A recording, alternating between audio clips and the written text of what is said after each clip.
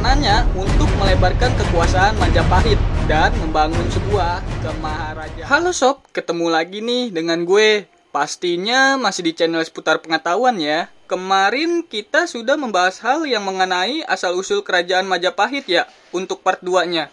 Akan tetapi masih kurang lengkap nih sob. Yuk sebelum itu tekan tombol subscribe-nya dulu ya, agar gue lebih semangat lagi membahasnya. Subscribe yuk sobat. Dan untuk sobat gue yang tertinggal video sebelumnya, sobat bisa scroll ke bawah agar cerita kita nyambung hingga video ini ya. Yuk kita lanjutkan lagi sob, tanpa basa-basi lagi untuk part 3-nya setelah yang satu ini.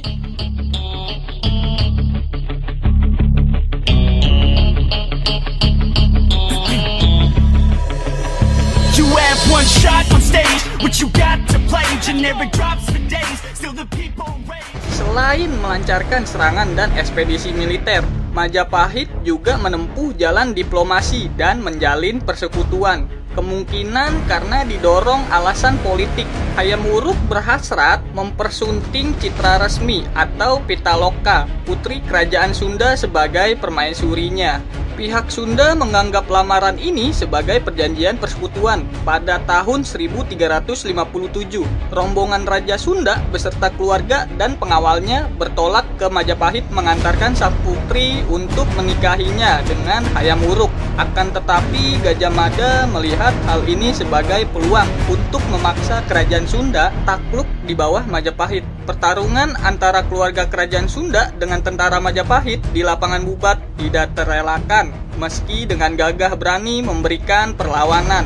Keluarga kerajaan Sunda kewalahan dan akhirnya dikalahkan. Hampir seluruh rombongan keluarga kerajaan Sunda dapat dibinasakan secara kejam. Tradisi menyebutnya, bahkan sang putri yang kecewa dengan hati remuk redam melakukan bela pati, bunuh diri untuk membela kehormatan negaranya. Jadi gini sob, dengerin sebentar. Mungkin ini yang dinamakan Perang Bubat, asal-usul Perang Bubat antara Kerajaan Pasundan dan Kerajaan Majapahit sob. Lanjut sob. Kisah Pasundan Bubat menjadi tema utama dalam naskah Kidung Sunda yang disusun pada zaman kemudian di Bali dan juga naskah Carita Pariangan.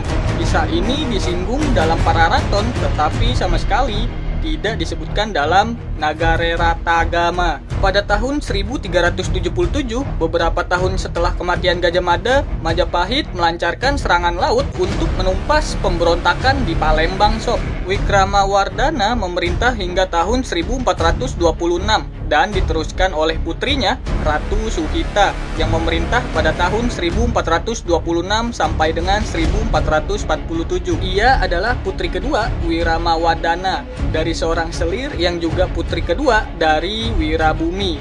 Pada tahun 1447, Suhita mangkat dan pemerintahannya dilanjutkan oleh Kertawijaya, adik dari laki-lakinya. Ia memerintah hingga pada tahun 1451. Setelah Kertawijaya wafat, Brepamotan menjadi raja dengan gelar Raja Sawardhana dan memerintah di Kahuripan. Ia wafat pada tahun 1453 Masehi. Terjadi jeda waktu 3 tahun tanpa raja akibat krisis pewarisan tahta antara putra Raja Wardhana dengan Girisawardhana, adik Raja Wardhana, putra Kertawijaya. Girisawardhana menang dan naik tahta pada tahun 1456. Ia kemudian wafat pada tahun 1466 dan digantikan oleh Suraprabawa atau Singhawiramawardhana, adiknya, anak bungsu Kertawijaya. Kemudian pada tahun 1468, Brekertabumi, putra bungsu Raja Wardhana, memberontak terhadap Singhawiramawardhana setelah mengalami kekalahan dalam perebutan kekuasaan dengan Brekertabumi. Singhawiramawardhana melarikan diri ke pedalaman di daerah Keling, Daha atau bekas ibu kota Kerajaan Kediri. Setelah Singhawiramawardhana meninggal, ia digantikan oleh putranya yang bernama Ranawijaya. Keren kan sob kisahnya? Untuk part 4-nya kita lanjutkan di kemudian hari ya sob. Ini saja yang bisa gue sampaikan. Kurang lebihnya gue mohon maaf. Jangan lupa subscribe, like, dan komen ya untuk membantu channel ini agar terus berkembang. Terima kasih, sampai bertemu di next video.